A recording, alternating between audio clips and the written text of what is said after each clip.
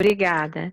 Que a paz, que o amor de Jesus esteja nos nossos corações, para que junto a essa espiritualidade do GED, possamos nessa noite trocar sentimentos e conhecimentos para os corações que muitas vezes doloridos, sofridos, mas que ao ouvir o Evangelho de Jesus, a estudar o livro dos Espíritos, se recarregam, se refazem, porque aqui está o código de vida para todos nós. Muito obrigada, Jesus. Muito obrigada. E aí, vamos lá, né, para o livro dos Espíritos, aonde vamos falar direitos de propriedade, roubo, começando da 808. E Kardec começa perguntando: qual é o primeiro de todos os direitos naturais do homem? E aí a gente para pensar, sem ir direto na resposta, né? Qual seria o primeiro direito que eu teria na vida? Aí vem, sim, depois de tanto a gente estudar, né? De repente, se não fosse o livro dos Espíritos, nós pensaríamos de outra forma. Mas o livro dos Espíritos vem nos esclarecer o primeiro direito da vida. E aí, essa questão da vida vai envolver muitas coisas, né? Então, primeira coisa é o direito de viver. E aí vamos ver como é que como é que os espíritos termina isso para nós. E ele diz: é por isso que ninguém tem o direito de atentar contra a vida de seu semelhante, nem de fazer o que quer que possa comprometer sua existência corporal. E aí vai entrar diversas coisas. A gente pode colocar aqui a questão do aborto. Ninguém tem o direito de impedir uma vida, né, de vir numa reencarnação para poder progredir, para poder evoluir, para cumprir um mandato de acertos de contas, ou até mesmo que seja uma missão. Ninguém tem esse direito. Então, defesa pela vida sempre, né? Outra questão é a eutanásia. Também não temos esse direito também. E é interessante que a gente estudando, lá no livro Francisco, Chico de Francisco, tem uma questão pequenininha. Quando Chico sai para suas visitas nos lares aos doentes, e ele vai acompanhado de várias pessoas. E nesse grupo tinham os médicos que foram com ele. E ao chegar na casa dessa senhora, né, muito doente, vivendo uma situação bastante difícil, o médico mesmo diz assim para o Chico, né, falando para ele que diante daquela situação, daquela pessoa, pergunta a ele. Um grupo de pessoas acompanhava Chico numa de suas visitas a uma senhora que trazia o corpo coberto de chagas. O quadro era tão chocante que um dos médicos que o acompanhava lhe perguntou: Chico, a eutanásia não seria uma bênção para ela? E Emanuel, sempre presente, diz ao Chico: diga aos nossos irmãos que esta nossa irmã nunca esteve tão bem. Nas 3 últimas encarnações, ela se matou e nesta, apesar de todo o seu sofrimento, não pensou uma vez sequer em suicídio. Olha lá, gente. Então, como é que nós queremos ter o direito de impedir a vida, seja quem quer que seja, inclusive a nossa? Porque estamos passando por uma dificuldade, por uma necessidade, e diante da situação em que nós estamos vivendo com esta pandemia, né? E que muitos já sucumbiram ao suicídio mesmo. Perderam a vontade de viver, né? Entraram num desânimo, porque está numa situação em que acha que não é certo. E aí a gente vai ver que tudo está certíssimo. O que é que nós estamos aprendendo com isso?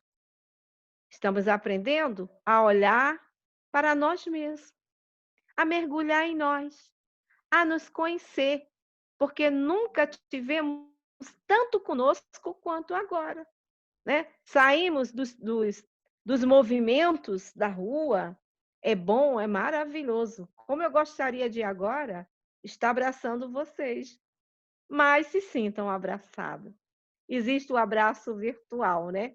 E que vai levando toda essa vibração de paz, de harmonia, de equilíbrio, de bem-estar. E aí, quando ele fala isso, né, que ninguém mesmo tem esse direito. Essa questão, o corpo é meu, faço o que quer, mentira. O corpo não é nosso, é um empréstimo. E aquele que o Pai está enviando através do nosso corpo é alguém que a maioria das vezes temos grandes débitos com eles. E nos comprometemos na espiritualidade de dar oportunidade de fazer o bem. E na hora que nós temos essa oportunidade, a gente nega. E aí a gente vai entender que ninguém tem o direito, né, de interferir na vida de ninguém. Certamente o direito à vida é o primeiro de todos os direitos que o homem tem. É o compromisso de manter intacto até a morte o seu corpo físico, mas podemos acrescentar o direito ao trabalho, ao descanso, ao estudo, à posse dos bens materiais, ao uso da terra e outros direitos que fazem parte da vida orgânica. Então, necessitamos estudar, aprender, nos alimentar, cuidar do corpo, ir ao médico, né? Para cuidar da nossa saúde, nos alimentar direito, dormir bem, ter boas conversas, ver boa programação, né? Um bom filme, boa música, que eu estava me deliciando, né? Quando eu entrei com a música. Isso tudo é condição, é qualidade de vida para que o espírito possa aproveitar e que mesmo nesses momentos, nessa situação, a gente vai poder se nutrir para passar pelas situações que estamos vivendo, que não é só o Rio de Janeiro, não é só o Brasil, é o mundo inteiro, pobres e ricos, letrados ou não, não importa. Todos nós estamos num momento de transição. E todos desejamos adentrar esse mundo de regeneração. Para isso é preciso nos lapidar, nos burilar. Então, vamos ter resignação e vamos ter devotamento a essa lei de Deus e fazer o nosso melhor. Vocês estão ouvindo direito? Tá dando para ouvir? Oi, desculpa, Marianete. Sim, tá saindo o teu som perfeito. Eu que demorei aqui a achar meu botãozinho do som. Tá tudo Pronto, bem. tá jóia. Aí vamos lá para. Aí lá nessa mesma primeira questão, pergunta, lá na 648, tem uma pergunta que quando fala na divisão da lei natural, que aí pergunta a Kardec, que pensais da divisão da lei natural em 10 partes, compreendendo as leis de adoração, de trabalho, de reprodução, de conservação, de destruição, de sociedade, de progresso, de igualdade, de liberdade e, finalmente, a de justiça, amor e caridade. E os espíritos respondem a Kardec: esta divisão da lei de Deus em 10 partes é a de Moisés e pode abarcar todas as circunstâncias da vida, o que é essencial. Podes, portanto, adotá-la, sem que nem por isso ela tenha algo de absoluto, exatamente como todos os outros sistemas de classificação que dependem do ponto de vista sobre o qual se considera alguma coisa. A última lei é a mais importante. É através dela que o homem pode adiantar-se mais na vida espiritual pois ela resume todas as outras, não é isso? A lei de amor, de justiça e de caridade, ela vai cobrir, vai envolver todas. E aí ela vai envolver a fraternidade, né? Lei de solidariedade, tudo isso. E quando tivermos esse entendimento, a gente não mais vai interferir na vida do outro. Ao contrário, nós vamos ajudar, tudo fazer para aliviar o outro. Não buscar o erro do outro, mas ajudá-lo a vencer as suas dificuldades morais e espirituais. E lá na questão 881, pergunta Kardec: o direito de viver dá ao homem o direito de acumular o de que viver, para repousar quando não puder mais trabalhar? E aí a gente para pensar, né? Existem os acumuladores, mas existem os previdentes, que é diferente. Um previdente para um acumulador, né? E aí os espíritos vai nos dizer que sim, mas ele deve fazê-lo em família, como abelha, através de um trabalho honesto, e não acumular como egoísta. Até alguns animais lhe dão o exemplo de previdência. E aí a gente vai ver o que é que eu estou fazendo, né? Estou trabalhando, estamos na vida, quando somos jovens, temos uma força, uma inteligência para desenvolver, e aí a gente vai desenvolver essas aptidões, nos preparar para uma vida futura que nesta encarnação ainda, numa idade madura, que Emmanuel, lá no livro Pão Nosso, ele tem a lição chamada As Quatro Estações, que ele vai dividir em etapa, que é a infância, quando criança, a adolescência, a idade jovem e a idade madura, que é esse período. Então, nós vamos construir para esse tempo.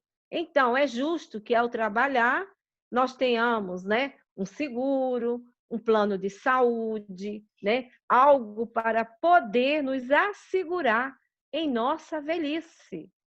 Podemos ir cedo? Podemos. Mas também podemos ir. Hoje em dia, a gente está vendo as idades, né?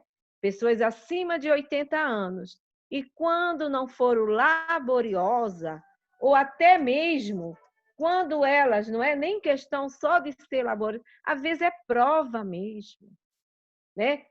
Pode ter sido um grande esbanjador no passado, ou mesmo até pedido para passar por essa prova. Porque, às vezes, a gente, quando vê os casos, a gente já quer dizer que está espiando.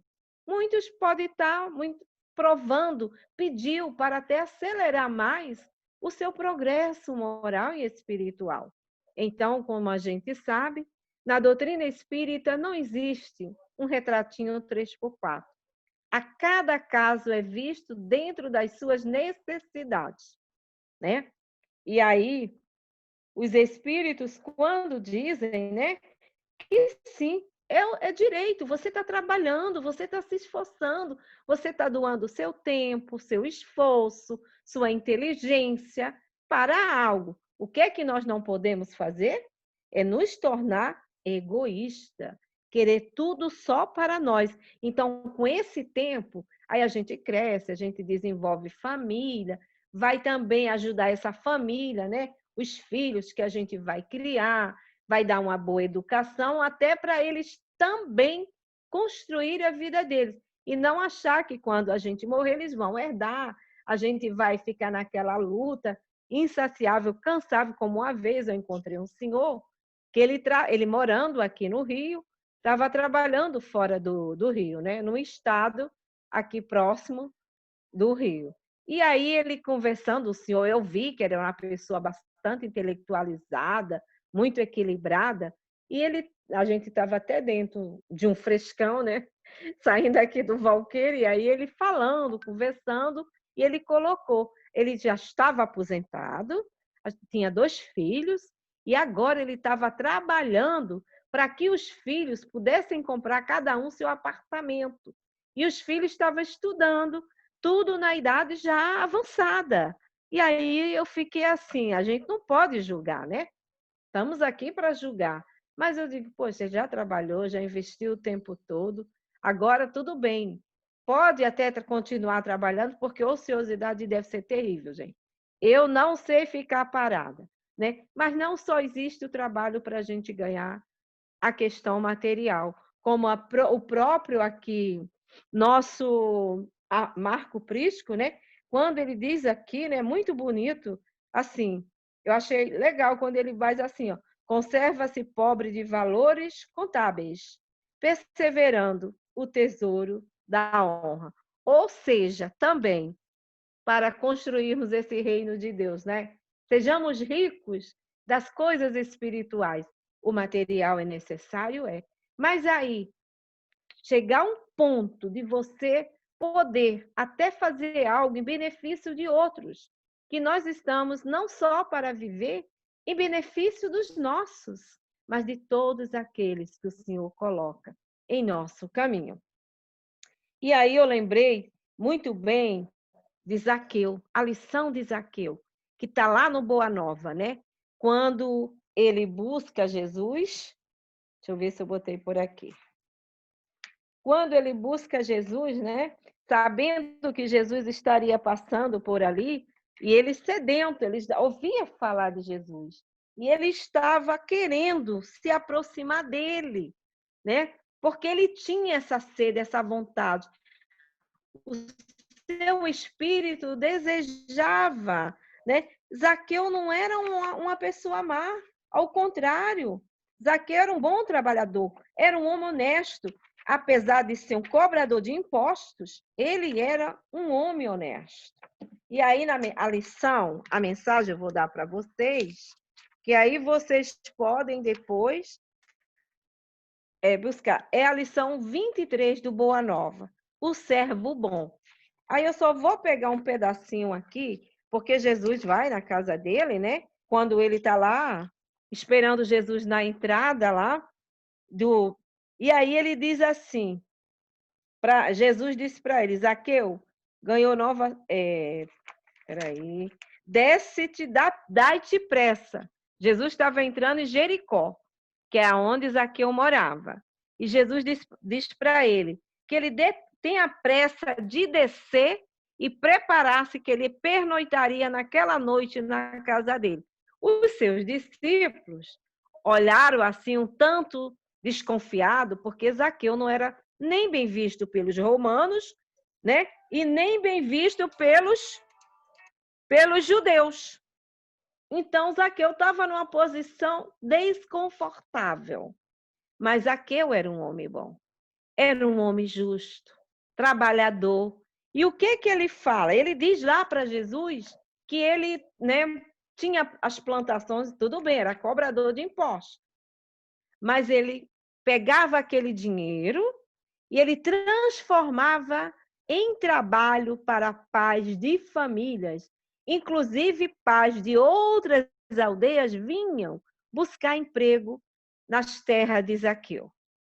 Ele, criador de animais, tinha uma plantação de girassóis de causar inveja e outras plantações mais. E aí ele pegava aquele povo, dava emprego, pagava bem e ajudava as famílias. E aí Jesus, sabendo, conhecendo aquela alma, né, e diz para ele: hoje esta casa teve a salvação, porque o filho do homem, veio para salvar o que estava perdido. E aí Zaqueu fica muito feliz, e é tanto que ele é o 13º apóstolo de Jesus, né? E aí vamos mais lá. Quando diz assim, eles responderam, né? Que assim, você tem que se cuidar, até para não se tornar um peso na sociedade ou na própria família, né? O direito de acumular bens temporários faz parte da evolução humana, mas certamente o ideal é que sejam compartilhados com os mais necessitados, através das doações, criação de emprego, indústrias e outras formas de compartilhamento humano, porque, caso contrário, será ato de egoísmo manter grandes fortunas nas mãos de uma única pessoa. Então, investir é investir. Como diz São Francisco de Assis, é dando que se recebe, né? E aí, você não está dando para o outro porque você está mostrando a ele pela lei do trabalho que ele pode ter sem precisar ser peso a ninguém. Então, ao mesmo tempo, ele vai receber os benefícios, mas também vai exercer esse grande progresso chamado trabalho, que é a lei do trabalho, né? E aí, na 883, pergunta Kardec. Não, 882, desculpa, gente. O homem tem o direito de defender o que acumulou através do trabalho? Não disse Deus? Não roubarás. E Jesus disse: dê a César o que é de César. Aí a gente lembra, né? Lá no Evangelho, no capítulo 16, no item 4, quando aqueles judeus, querendo pegar uma peça em Jesus, vai até ele e mostra, falando, né, da questão da cobrança de impostos. E o imposto era da moeda. E quem é que mandava fazer a moeda, cunhar a moeda? Não era César? Aí Jesus pede para eles, né? Está lá no item 16, no capítulo 16, no item 4, tá? Não, no item 4 nada, mentira. No item 5. Não, já depois eu passo para vocês. Quando lá ele diz assim, me mostra de quem é essa moeda. Quando ele mostra, ele diz, de quem é esse rosto? Aí eles de César. Aí ele diz, então, dai a César o que é de César, e dai a Deus o que é de Deus. Então, César estava, nesse momento, beneficiando a parte material. Era de graça? Não, tinha um valor. A gente tira pelos bancos, ao qual nós estamos credenciados, né? Temos nossas contas lá, conta corrente, poupança, investimento. E aí, ele faz isso de graça? Não, ele tem um valor, ele tem um preço. E temos que pagar esse preço. E aí ele vai e diz lá para nós, quando ele responde e diz, né? O que o homem junta, né? Assim, aí ele diz, dá a César o que é de César. Aí tem um comentário de Allan Kardec. O que o homem junta através de um trabalho honesto constitui uma propriedade legítima que ele tem o direito de defender, pois a propriedade que resulta do trabalho é um direito natural tão sagrado quanto o trabalho de viver, quanto o trabalhar e o viver, o de viver. Então, você trabalhou, é teu esforço, por isso você tem o direito, né, de ter as férias, de trabalhar tantas horas, tantos dias na semana, no mês, e retirar suas férias. É um direito adquirido. Tem direito ao fundo de garantia, é buscar os seus direitos. Não é só ficar reclamando, se queixando, se lamentando. Então, é buscar. Esse direito eu tenho. Mas só que nós só buscamos os direitos. Esquecemos de ver os nossos deveres. E muitos, a maioria de nós, estamos pecando muito na questão do dever, porque achamos que o patrão, a empresa, né, ela tem obrigação de nos dar, de fazer por nós. E nós, em relação a ela? Já pensamos nisso? Ou a gente só pensa nos lucros, nos benefícios? Esquecemos que temos compromisso. Quanto, né? Temos férias, temos isso, temos aquilo, é feriado, é isso e aquilo. E quando estamos lá na ativa, reclamamos que estamos trabalhando muito. Isso em todos os setores, gente. Reclamamos que estão ganhando pouco. Na hora que você foi, preencheu a ficha, o teu currículo lá, que você manda e que te é oferecido o trabalho e que você aceita, está lá, diz, olha, você vai ganhar tanto, tantas horas de trabalho. Como você está precisado, necessitado, você aceita. Só que depois você começa a desdenhar. Então, você está faltando com o teu dever. Então, Kardec, né, os espíritos, vêm falar para nós em relação a isso, nos apontando os nossos compromissos. O direito de acumular bens temporários faz parte da evolução humana, mas certamente o ideal é que sejamos compartilhados com os mais necessitados, através de doação, criação de emprego e outras formas mais, que não é questão só de dar, gente. É a questão de ajudar o outro a buscar os meios para ele sair daquela situação de necessitado. É claro que vai ter casos de doenças que não tem cura, de pessoas que já estão com a idade avançada e que não têm condições mesmo para buscar o trabalho. Então, somos nós, né? Não vamos esperar só o governo, até a gente orienta, se puder, a gente vai com a pessoa, para a pessoa buscar os seus direitos, mas, na verdade, somos todos nós, sociedade, que temos que ajudar esse irmão. Aí lá na questão, né, quando ele diz assim, 883, é natural o desejo de possuir? Quem é que não quer possuir, né, gente? Todos nós. Todos nós temos esse... É natural. Não é contra, não é errado. Quando as pessoas vêm condenar a riqueza, é um equívoco muito grande.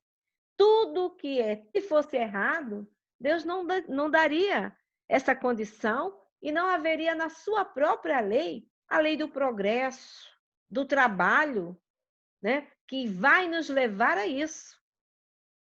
E de buscar o conforto, o bem-estar, não é erro. O erro está nas paixões, no desacerto que nós fazemos. E utilizamos isso como uma lei para nós. E aí pergunta. Aí os espíritos respondem, né? Sim, que né? É natural que a gente tenha esse desejo, né? Mas quando é só para si e para a sua satisfação pessoal, é egoísmo. Aí a gente, mais uma vez, vai ao nosso querido, né, Zaqueu, porque é um exemplo belíssimo.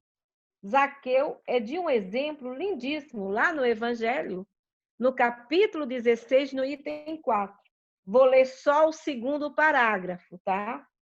Entretanto, Zaqueu, pondo-se diante do Senhor, lhe diz, Senhor, eu dou aos pobres a metade dos meus bens, e se causei danos a alguém, seja no que for, lhe restituirei 4 vezes mais. Ao que Jesus lhe disse, esta casa recebeu hoje a salvação, porque este também é filho de Abraão, porque o Filho do Homem veio para procurar e salvar o que estava perdido. Então, a gente não tem que ter esse sentimento de culpa. Ai, parece... Eu tenho uma cunhada que ela está viúva, a gente ficou viúva quase no mesmo tempo, e aí ela continuou com a empresa do esposo, do meu cunhado. Na verdade, ele é quem era meu cunhado, né? Ela é concunhada. Porque ela pensou nos funcionários. Ela disse, Nica, ela me chama de Nica, né? Nica, eu poderia vender e viver de juros. Mas como é que vão ficar essa gente desempregada? E aí, com toda essa situação que a gente está vivendo agora, eu acompanhando ela, aí chega no período, tem que ter tudo aqui, né? Está fechado ultimamente, no momento, por causa da pandemia, mas ela mantém todo mundo em casa, mantendo o salário, plano de saúde e tudo. E aí, ela pensou nela, não pensou nela, ela pensou nos seus funcionários. Ela tinha do que viver, mas eles não, porque ela ia dar todos os direitos, ia, mas acabava. E todo mundo já com a idade avançada, para conseguir trabalho, é difícil. E vivendo na crise em que nós nos encontramos. Então, Aí eu lembrei também lá daquele homem que fala para o seu, né, para a sua alma, que ele teve as plantações, os celeiros estavam abarrotados, não tinha mais aonde colocar o trigo, né, as sementes que ele plantou. E o que é que ele faz? Ele diz para a alma dele: alma, te acalma, te serena, que eu vou mandar derrubar os celeiros para construir outros maiores, para que possa descansar em paz. E aí a voz da consciência, né, que fala alto em nós, a voz diz: pobre louco, hoje mesmo buscarei a tua alma. E o que fizeste do que acumulaste? É para a gente pensar e refletir, né? Que nós sabemos a hora que vamos retornar e o que é que nós estamos fazendo dos bens que não são só materiais, são bens espirituais também. Nós estamos dividindo, compartilhando com os nossos irmãos nesse momento em que as pessoas não estão podendo sair de casa e que muitos ligam para nós querendo ouvir. Uns não têm como ter esse momento que nós estamos tendo, né? De estar num trabalho, de nos ver até virtual, mas estamos nos vendo. Tem pessoas de 95 anos que atendem o telefone, mora só, não tem filho, partiu, de um único filho que tinha, e que a gente tem que estar dando assistência através do telefone, conversando, e até o direito de não ir contaminar, né? É um direito que nós temos, aliás, o dever, porque o direito de ir e vir a gente tem, mas esse ir e vir pode trazer danos para alguém, inclusive para nós. E aí a gente manter essas pessoas através de uma palavra amiga, de um conforto, pedindo para outros que estão mais próximos poder ir ajudar, que a gente não pode, até porque também a gente já está na área de risco, e também não poder trazer danos para a pessoa. Então, são muitas coisas que nós temos e que está acumulado em nós, e que muitas vezes a gente se sente entristecidos, amargurados, né? Melancólico, uma série de coisas e não sabe o porquê. Vamos dividir o que tem dentro de nós. Nós temos muita coisa boa para dividir com os nossos irmãos. Dividir um com o outro a palavra, o sorriso, nem que seja, né, virtual, um abraço virtual. Tudo isso a gente pode dividir. E aí, lá na 884, menina, eu estou quase no meu horário estourando, né? Faltam 6 minutos. Pergunta. Ai, meu Deus! Vocês viram que eu falo, né? Que bom, nós Jesus! gostamos de ouvir. Aí diz assim, na 884, Kardec pergunta: qual o caráter da propriedade legítima? E aí, os espíritos respondem: só é propriedade legítima o que tenha sido adquirido, sem prejuízo para outrem. E manda ver lá na questão 808, né? Que ele diz assim, na 808, diz para nós assim, que quando fala da desigualdade da riqueza, Kardec pergunta, na 808, a desigualdade da riqueza não se origina da desigualdade das faculdades que dá a uns mais meios de adquirir do que a outros? E os espíritos respondem sim e não. E da astúcia e do roubo que dizem disto. Aí a gente lembra que nós trabalhamos esse ano para o encontro da educação à luz da doutrina espírita, o mordomo infiel. É uma mensagem que está em torno, no livro de Vinícius, em torno do mestre, o mordomo infiel. Não é uma parábola até muito conhecida, mas muito interessante. E muito atuante para o momento que nós estamos vivendo. E ele fala lá que a maioria das riquezas são ilícitas. Poucas, estou falando de riquezas, né? Poucas são conquistadas com honradez. A maioria são ilícitas, trazendo prejuízos e danos para muitas pessoas.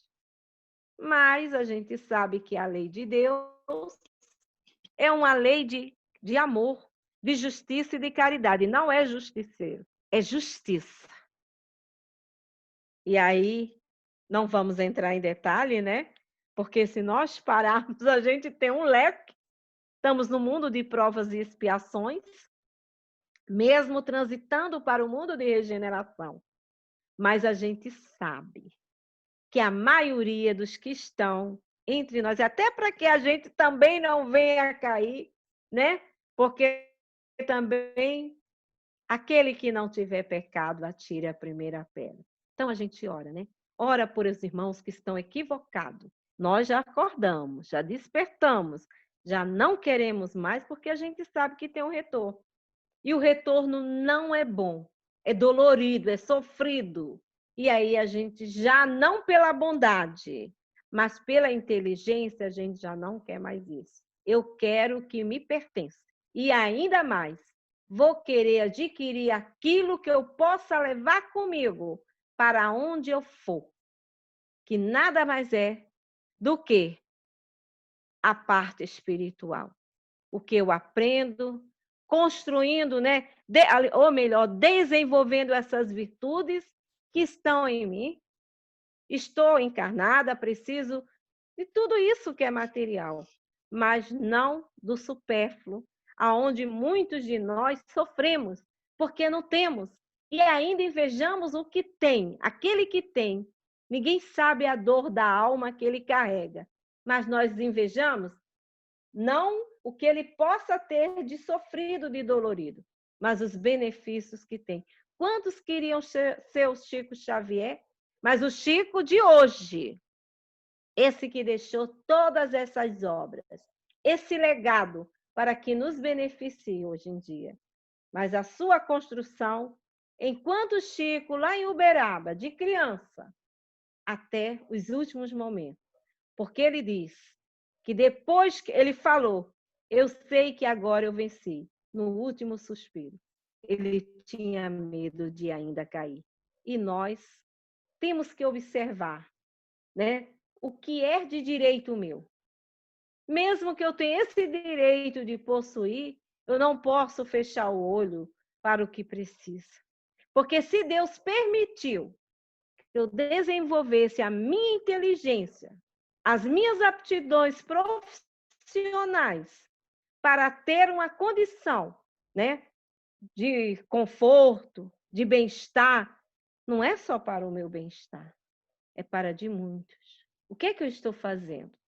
E aí nós vamos entender, compreender, né, que todos os bens que são adquiridos honestamente, através do trabalho, sem prejuízo para outros, podem ser utilizados pelo homem em toda a sua plenitude, porque o mal está em usar o que não é nosso.